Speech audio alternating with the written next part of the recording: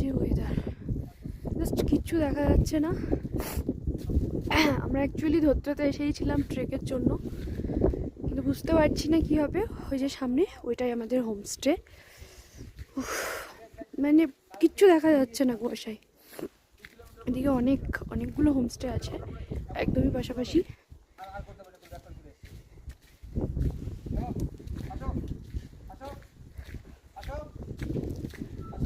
এইটা দিয়ে রাস্তা,